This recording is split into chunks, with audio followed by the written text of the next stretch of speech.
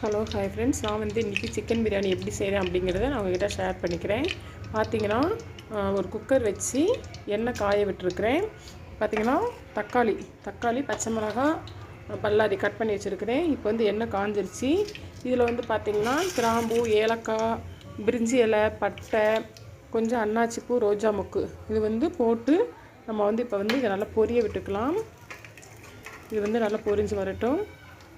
இது பொரிஞ்சதுக்கப்புறம் ஒரு சிலர் வந்து சோம்பு இது கூட சேர்ப்பாங்க. எனக்கு வந்து எங்கள் வீட்டில் சோம்பு சேர்த்தா என் பொண்ணு சாப்பிட மாட்டான்.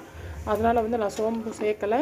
இப்போ பார்த்திங்கன்னா பல்லாரி போட்டுடலாம். நம்ம கட் பண்ணி வச்சுருக்கிற பல்லாரியை நல்லா வந்து கொஞ்சம் இதாக பெரிய பீஸாக இருந்தால் இந்த கைட்டு நல்லா பிதுக்கி விட்டிங்கன்னா அது வந்து நல்லா சின்ன சின்ன இதாக சீக்கிரம் வந்து நம்மளுக்கு வந்து பல்லாரி வந்து ப்ரௌன் கலரில் ஆயிரும். கொஞ்சம் ப்ரௌன் கலரில் கொஞ்சம் கோல்டன் கலரில் வரக்கட்டியும் இதை வந்து நம்ம நல்லா கொஞ்சம் வதக்கணும்.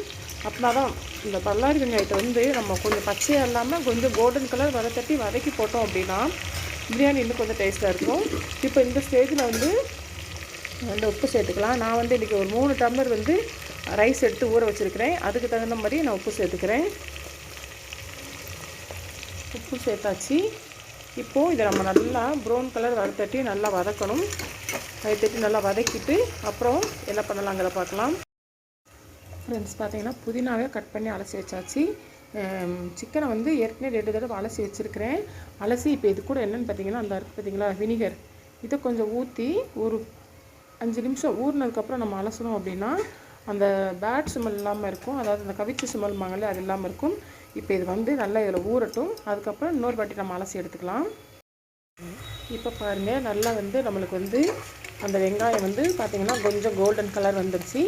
இப்போது இதை வந்து நம்ம பச்சை மிளகாய், தக்காளி, புதினா அரைச்சி ஊற்றினாலும் சரி, இல்லை அப்படியே போட்டாலும் சரி. நான் வந்து இதை அரைச்சி இன்றைக்கி ஊற்ற போகிறேன். இதை வந்து நம்ம அரைச்சி எடுத்துகிட்டு வந்துக்கலாம்.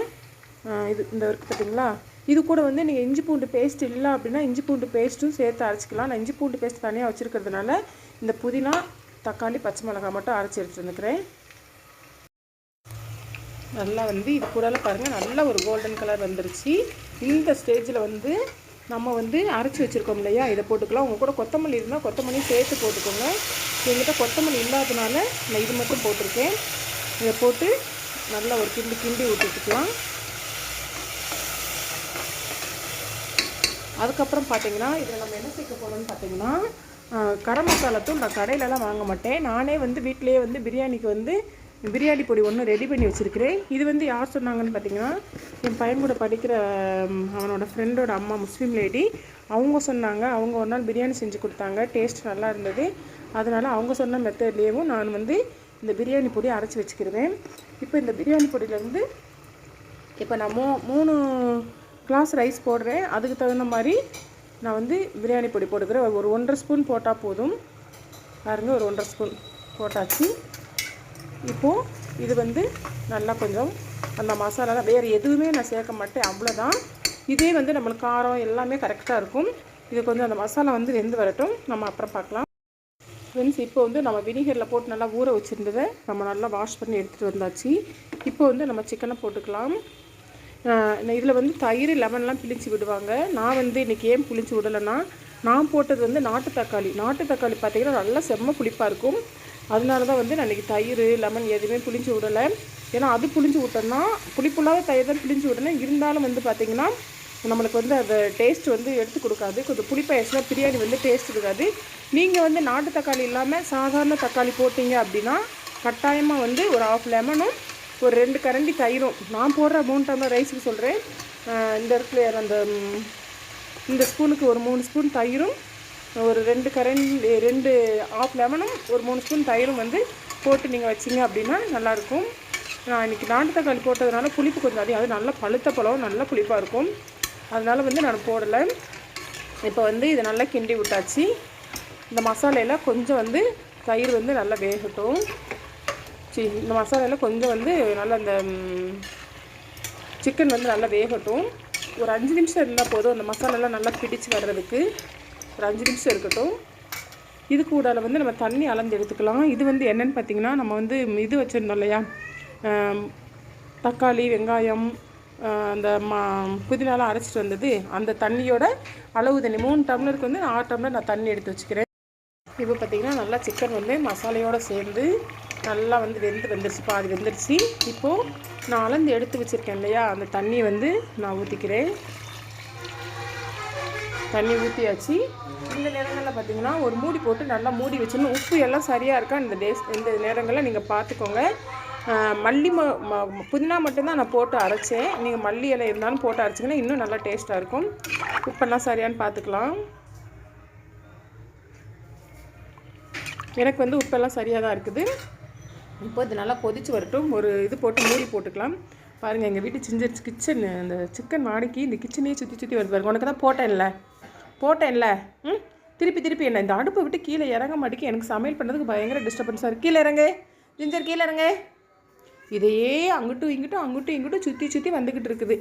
ஓகே ஃப்ரெண்ட்ஸ், இது நல்லா கொதிக்கட்டும், அப்புறம் பார்க்கலாம். ஃப்ரெண்ட்ஸ், இப்போ வந்து இதெல்லாம் கொஞ்சம் தண்ணி ஊற்றி மஞ்சள் தூள் போட்டு வச்சுருக்கிறேன். கொதித்த உடனே நம்ம க்ளீன் பண்ணி வச்சுருக்கிறேன் இந்த காலிஃப்ளவரை லேசாக கொதித்த உடனே போட்டு எடுத்துகிட்டு அப்புறம் நான் இதை பொரிக்க போகிறோம். இப்போ இது நல்லா கொதிக்கட்டும். கொதிச்சதுக்கப்புறம் காலிஃப்ளவரை போட்டு எடுத்துடலாம். ஃப்ரெண்ட்ஸ், இப்போ பார்த்தீங்கன்னா தண்ணி வந்து நல்லா கொதித்து வந்துருச்சு. நான் வந்து இப்போ வந்து ரைஸை வந்து அதில் போட்டுடுறேன். ஏன்னா இதில் சல்லடியில் வந்து ஏன் இழுத்து போடுறேன்னா, கொஞ்சம் தண்ணி இருந்தால் கூட சோறு வந்து குழஞ்ச மாதிரி ஆயிரும். இந்த மாதிரி சல்லடியில் நம்ம தண்ணியெல்லாம் சுத்தமாக வடிச்சிட்டு போடுறப்போ தண்ணி வந்து நம்ம அளவு தண்ணிக்கு அதுக்கும் சரியாக இருக்கும். அவ்வளோதான். இப்போ பாருங்கள், நல்லா கொதிச்சு வந்தோடனே நம்ம ரைஸையும் போட்டாச்சு. இப்போ நல்லா ஒரு கிளறி விட்டுட்டு நம்ம ஒரு லெட் போட்டு மூடி வச்சிட்டோம் அப்படின்னா, குக்கரை வந்து மூடி போட்டோம் அப்படின்னா அவ்வளோதான், நம்ம பிரியாணி வந்து ரெடி. இப்போது குக்கர் மூடி எடுத்து நம்ம மூடி வச்சிடலாம். ஃப்ரெண்ட்ஸ், இப்போ மூடி போட்டாச்சு. இது ஒரு பக்கம் இருக்கட்டும். அப்புறம் நம்ம அடுத்து என்ன பண்ணலான்னு பார்க்கலாம். இப்போ பாருங்கள், குக்கர் விசில் வந்து சுற்றிக்கிட்டே இருக்கா. விசில் வந்து நம்ம அடுப்புலேருந்து கீழே இறக்கி வச்சுட்டோம். இப்போ அடுத்தபடியாக நம்ம காலிஃப்ளவர் பொரிக்கலாம். காலிஃப்ளவர் வந்து பார்த்திங்கன்னா நான் என்ன பண்ணியிருக்கேன்னா, ஃபுல்லாக நல்லா அதை மஞ்சள் தண்ணியில் போட்டு எடுத்து வச்சுட்டு, ஏற்கனவே உங்கள்கிட்ட சொன்னேன் இல்லையா, கொஞ்சம் சீரகத்தூள், கொஞ்சம் வத்தப்பொடி, கொஞ்சம் கார்ன்ஃப்ளவர் மாவு எல்லாமே போட்டு கொஞ்சம் நான் பெரட்டி எடுத்து வச்சுருக்கிறேன். இப்போ பார்த்திங்கன்னா நேற்று ஈவினிங் தான் கொஞ்சம் காலிஃப்ளவர் பொரித்து வச்சேன். அந்த எண்ணெய் மிச்சம் இருக்குது. இப்போ அதிலே நம்ம இந்த இதை பொரிச்சிடலாம். அதில் கொஞ்சமாக வந்து அந்த எண்ணெய் கொஞ்சோളം இருந்தது. அதில் வந்து கொஞ்சம் கோல்டு வின்னர் எண்ணெய் ஊற்றிருக்கிறேன். பாருங்கள், இப்போது எண்ணெய் வந்து கொஞ்சம் நல்லா காயட்டும். காய்ஞ்சதுக்கப்புறம் பார்த்திங்கன்னா இதே நம்ம 1 by 1 போட்டு பொரித்து எடுத்துட்டோன்னா காலிஃப்ளவர் பொரியல் ரெடி ஆயிடுச்சு. அப்புறம் சிக்கன் குழம்பு நான் அரைச்சி வைப்பேன். அது எப்படி வைக்கிறேங்கிறத நான் உங்களுக்கு வீடியோ போடுறேன். ஏன்னா காலிஃப்ளவர் பொரிக்கிற வீடியோ நிறைய போட்டிருக்கிறேன். அதனால் இது வேண்டாம். நம்ம பொரித்து எடுத்ததுக்கப்புறம் குழம்பு வைக்கிற வீடியோ நம்ம பார்க்கலாம். Hello, hi friends. இப்போ வந்து குழம்புக்கு வந்து எண்ணெய் காஞ்சிருச்சு. நீங்கள் காரத்துக்கு தகுந்த மாதிரி நீங்கள் வத்தல் போட்டுக்கோங்க. நான் வந்து இன்றைக்கி 1/2 கிலோ பிரியாணியில் போட்டேன். 1/2 கிலோ வந்து குழம்புக்கு. அதுக்கு வந்து ஒரு 5-6 வத்தல் போட்டுக்கிறேன். அதுக்கப்புறம் பார்த்திங்கன்னா மல்லி, சீரகம், சோம்பு, மிளகு, கசகசா இதையும் நம்ம போட்டுக்கலாம். இதையும் போட்டு நல்லா வந்து வறுத்துக்கலாம்.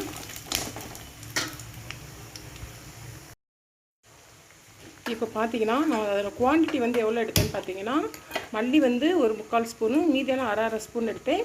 கசகசா மட்டும் 1/4 ஸ்பூனு. மிளகு வந்து இதில் அதிகமாக சேர்த்துக்கோங்க, வத்தலை குறைச்சிக்கோங்க. அப்புறம் பார்த்திங்கன்னா ஏலக்காய், கிராம்பு, பட்டை. இது வந்து பார்த்திங்கன்னா முந்திரி குருணா. நீங்கள் வந்து குருணா இல்லைன்னா முந்திரி பருப்பு கூட போட்டுக்கோங்க. போட்டு இதெல்லாம் வந்து இப்போ நல்லா வந்து நம்ம வறுக்கணும். நல்லா வறுத்ததுக்கப்புறம் முந்திரி குருணா வந்து நாங்கள் கடையில் வாங்கி வச்சுக்கிடுவோம். இந்த மாதிரி சிக்கன் குழம்புக்கு அரைச்சி ஊற்ற நல்லாயிருக்கும், நல்லா கட்டியாக கிடைக்கும். நீங்கள் வந்து பார்த்திங்கன்னா முந்திரி பருப்பும் போட்டுக்கலாம். இப்போ வந்து இது நல்லா வந்து வதங்கி வருது பார்த்திங்களா. இந்த ஸ்டேஜில் வந்து பார்த்திங்கன்னா சின்ன வெங்காயம், தக்காளி, தேங்காய் இதையுமே போட்டு நம்ம நல்லா வதக்கிக்கலாம். நான் வந்து மசாலா சிக்கன் கறி குழம்பு வந்து அரைச்சி வைக்கிற குழம்பு வந்து நான் இப்படி தான் வைப்பேன்.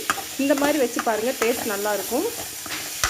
நிறைய பேருக்கு தெரிஞ்சிருக்கலாம், தெரியாதவங்க பார்த்துக்கோங்க. இதில் வந்து நம்ம மஞ்சத்தூள் அரைக்கிறப்போ கொஞ்சம் மஞ்சத்தூள் சேர்த்து அரைச்சிடணும். ஏன்னா மஞ்சள் சேர்க்கலை இல்லையா, அதனால் வந்து இது நல்லா கொஞ்சம் வதங்கி வந்தோடனே எடுத்து வச்சுட்டு ஆற வச்சுட்டு மஞ்சத்தூள் வச்சு அரைச்சிட்டு வந்துடுறேன். அதுக்கப்புறம் உங்கள்கிட்ட காட்டுறேன். ஹாய் ஃப்ரெண்ட்ஸ், சட்டி நல்லா காஞ்சிருச்சு. இப்போ பாருங்கள், நம்ம சிக்கன் குழம்புக்கு தேவையான தேங்காய் எண்ணெய் வந்து விட்டுக்கலாம். தேங்காய் எண்ணெய் வந்து இன்னும் அந்த கட்டியாக தான் கொஞ்சம் இருக்குது. போதும். தேவையான அளவு தேங்காய் எண்ணெய் விட்டாச்சு. இப்போ வந்து எண்ணெய் வந்து நல்லா காயிடும். அப்புறம் இஞ்சி பூண்டு பேஸ்ட். நான் பிரியாணிக்கு வந்து இஞ்சி பூண்டு பேஸ்ட்டு சேர்த்தேன், ஆனால் அதை உங்கள்கிட்ட சொல்ல மறந்துட்டேன். இஞ்சி பூண்டு பேஸ்ட் நம்ம வெங்காயம்லாம் வதங்கிச்சு இல்லையா, அந்த ஸ்டேஜில் இஞ்சி பூண்டு பேஸ்ட்டும் சேர்த்துக்கோங்க. இப்போது குழம்புக்கு வந்து நம்ம வந்து இஞ்சி பூண்டு பேஸ்ட் வந்து சேர்த்தாச்சு. இது வந்து நல்லா இந்த எண்ணெயிலே கொஞ்சம் நல்லா வதங்கட்டும்.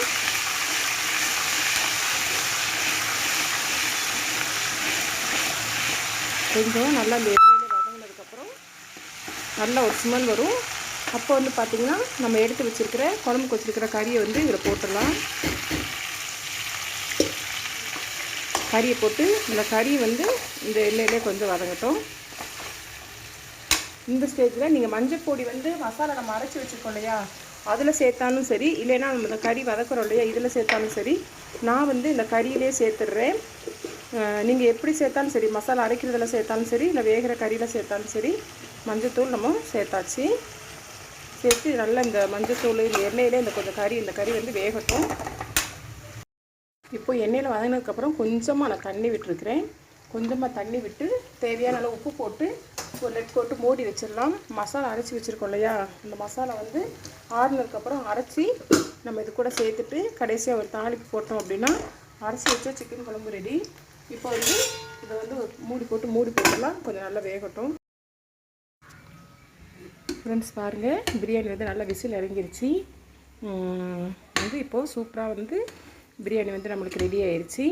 நான் வந்து இதில் வந்து இந்த வீடியோ போடுறப்போ இஞ்சி பூண்டு பேஸ்ட்டு வந்து சொல்ல மறந்துருப்பேன். நம்ம வெங்காயம் நல்லா வதங்கிருச்சு இல்லையா, அந்த ஸ்டேஜில் அந்த தக்காளி எல்லாம் போடுறோம்ல, அந்த ஸ்டேஜில் இஞ்சி பூண்டு பேஸ்ட்டும் சேர்த்து போட்டுக்கோங்க. கம்முன்னு சூப்பராக வந்து சுட சுட பிரியாணி ரெடி ஆயிடுச்சு. நம்ம குழம்பு வச்சுட்டு இது பொரிச்சிட்டோம் அப்படின்னா அவ்வளோதான், நம்ம சாப்பிட உட்காந்துக்கலாம். பாருங்கள் பிரியாணி பாருங்கள் எவ்வளோ நல்லா பொழுன்னு இருக்குன்ட்டு. இது இப்போ மூடி போட்டு வச்சிடலாம்.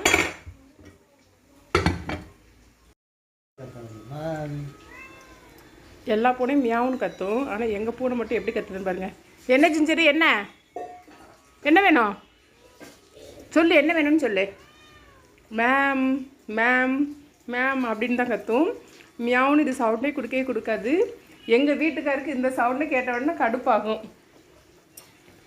என்ன உனியை மட்டும் மேம் மேம்னு கூப்பிடுது அப்படின்னு சொல்லிட்டு பாருங்கள். இது சவுண்டு கேட்டு அந்த குட்டி வந்துருச்சு பாருங்கள், கீழே பாருங்கள். ஏய் என்ன குட்டி வந்துருச்சு. மேம்னு கூப்பிட்ருக்கா. காலையில சிக்கன் போட்டேன், சாப்பிட்டா கொஞ்சம் பொரி எல்லாம் சாப்பிட்றப்போ உனக்கு தர்றோம் சரியா. தயிர் சாதம் பிசைஞ்சு வச்சுருக்கிறேன் வெளியில், உனக்கு சாப்பிட்றதுக்கு என்ன செய்யுது. இந்த பூனைக்கு வீட்டில் நான்வெஜ் எடுத்துட்டோன்னா இந்த தயிர் சாதம் பால் சாதம் இதெல்லாம் சாப்பிடாது. வீட்டில் வெளியில் அவ்வளோ தயிர் சாதம் பிசைஞ்சு வச்சுருக்கேன்ல, அதை சாப்பிடாம விட்டுப்புட்டு இங்கே சிக்கன் வேகுது இல்லையா, அதனால் இங்கேயே வந்து உக்காந்துருக்காங்க. கொஞ்சம் வெயிட் பண்ணு. ஃப்ரெண்ட்ஸ் பாருங்கள், இப்போது அந்த நம்ம இஞ்சி பூண்டு பேஸ்ட்டு அந்த மஞ்சத்தூள் நல்லா கறி வெந்து வந்திருக்கு. இப்போ மசாலாவும் நம்ம அரைச்சிட்டு வந்தாச்சு. இதில் வந்து இப்போ வந்து மசாலா வந்து எனக்கு கூடயே இருக்குது. இவ்வளோ மசாலா வேணும்னா நம்ம கொஞ்சம் மசாலாவை எடுத்து வச்சுட்டு ஒரு ஏர்டைட் டப்பாவில் ஸ்டோர் பண்ணி வச்சிட்டோன்னா ஏன்னா இது சுண்டல் குழம்பு முட்டை குழம்புக்கெலாம் இதை வச்சு வைக்கிறப்போ இன்னும் வந்து நல்லாயிருக்கும். நான் இதுக்கு தேவையான அளவு மட்டும் மசாலா இப்போ எடுத்துக்கிறேன். போதும், இந்த அளவு மசாலா போதும். இதை வந்து நம்ம பிறகு ஒரு ஏர்டைட் டப்பாவில் போட்டு வச்சிடலாம். இப்போ பார்த்திங்கன்னா தேவையான அளவு தண்ணி ஊற்றிக்கலாம். நீங்கள் கிரேவி மாதிரி வேணும் அப்படின்னா கிரேவி மாதிரி வச்சுக்கலாம், இல்லை குழம்பு மாதிரி வேணும்னா குழம்பு மாதிரி வச்சுக்கலாம். தேவையான அளவு தண்ணி விட்டு உப்புலாம் சரி பார்த்துக்கோங்க, எப்படி இருக்குது எவ்வளோ கரெக்டாக இருக்கா என்னென்னு. இப்போது இந்த மசாலாலாம் நல்லா கொதித்து வெந்து வரட்டும், அதுக்கப்புறம் நம்ம பார்க்கலாம். ஃப்ரெண்ட்ஸ் பாருங்கள், அவ்வளோ போட்டு அடிச்சது மீதி வந்து நம்மளுக்கு இவ்வளோ மசாலா இருக்குது. நான் வந்து இதை ஒரு கண்ணாடி பட்டில் போட்டு வச்சுருப்பேன். நாளைக்கு கழிச்சோ முட்டை குழம்புக்கு நம்ம யூஸ் பண்ணிக்கலாம். இப்போ பார்த்திங்கன்னா நம்மளுக்கு வந்து குழம்பு வந்து பார்த்திங்கன்னா நல்லா பாருங்கள் கொதிச்சு வருது. இந்த குழம்பு வந்து இதெல்லாம் நாட்டுக்கோழி இதுக்கு பார்த்திங்களா, அதுக்கு இந்த மாதிரி அரைச்சி ஊற்றணும் அப்படின்னா குழம்பு செம்ம டேஸ்ட்டாக இருக்கும். நல்லா கொதிச்சு வருது. நல்லா கொதிச்சு வந்ததுக்கப்புறம் நம்ம கடுகு, உளுந்தம்பருப்பு, கொஞ்சம் பெருஞ்சீரகம், அப்புறம் கருவேப்பிலை, 2 வத்தல் கிள்ளி போட்டு தாளிக்கன்னா தாளிச்சிக்கலாம். நான் வந்து தாளிக்க மாட்டேன். ஃபைனலாக மேலே வந்து மல்லி இலை தூவி தாளித்து கொட்டிட்டு ஃபைனலாக மல்லி இலை தூவி இறக்கி வச்சிடலாம். நான் வந்து அப்படியே தான், ஏன்னா ஃபஸ்ட்டே நம்ம வந்து நல்லா எண்ணெய் ஊற்றி வதக்கிறோம்ல, அதனால் வந்து நான் தாளிக்க மாட்டேன். இந்த குழம்பும் கொதிச்சிருச்சு, அவ்வளோதான். ஒரு 5 நிமிஷத்தில் குழம்பும் வந்து ரெடி ஆயிடும். இன்னும் ஒரு 5 நிமிஷம் இருக்கட்டும், அப்புறமேட்டு நம்ம பார்க்கலாம். ஃப்ரெண்ட்ஸ் பாருங்கள், இப்போ வந்து நம்ம குழம்பு வந்து நல்லா கொதிச்சு வந்துடுச்சு. நான் வந்து லேசாக கருவேப்பிலையை மட்டும் மேலே தூவி விட்டுருக்குறேன். அவ்வளோதான், சூப்பரான நம்மளோட குழம்பு வந்து ரெடி. நீங்களும் இந்த மாதிரி செஞ்சு பார்க்கணும், செஞ்சு பாருங்கள். இதோட டேஸ்ட் வந்து நல்லாயிருக்கும். நான் சொன்னால் தெரியாது, நீங்கள் செஞ்சு பார்த்து சாப்பிட்டு பாருங்கள். பொதுவாக பிராய்லர் கோழி காட்டிலும் நாட்டுக்கோழிக்கு இந்த மாதிரி வச்சு சாப்பிட்டிங்கன்னா ரொம்ப நல்லாயிருக்கும். ஓகே ஃப்ரெண்ட்ஸ், அவ்வளோதான், நம்மளோட வேலை முடிஞ்சு. இப்போ நம்ம வந்து அடுப்பை ஆஃப் பண்ணிடலாம். இதிலேருந்து வேறு ஒரு பாத்திரத்துக்கு நம்ம குழம்பு ட்ரான்ஸ்ஃபர் பண்ணிவிட்டு நம்மளோட வேலை முடிஞ்சு. இந்த வீடியோ வந்து கரெக்டாக பார்த்தீங்கன்னா நான் வந்து மணி 10:30 நான் அப்லோட் பண்ணிடுவேன். பிரேக்ஃபாஸ்ட் வீடியோலையும் இதோட டிஸ்கிரிப்ஷன் தர்றேன், வேணுங்கிறவங்க பார்த்துக்கோங்க. ஒவ்வொருத்தவங்களும் ஒவ்வொரு ஸ்டைலில் குழம்பு வைப்பாங்க. நான் என்னோடய ஸ்டைலில் வச்சுருக்கிறேன். நான் அதை எப்படி வச்சேன், என்ன பண்ணேன், ஊடால வந்து பூனை வந்து என்னெல்லாம் டார்ச்சர் பண்ணிச்சு அப்படிங்கிறதெல்லாம் எங்கள் ஜிஞ்சர் வந்து ஊட டிஸ்டர்ப் பண்ணிட்டே இருந்தது. அதுவுமே வந்து இந்த ஃபுல் லென்த் வீடியோவில் வரும். பிரேக்ஃபாஸ்ட் வீடியோவில் டிஸ்கிரிப்ஷன்லேயும் தரேன், வேணுங்கிறவங்க பார்த்துக்கோங்க. Okay, by.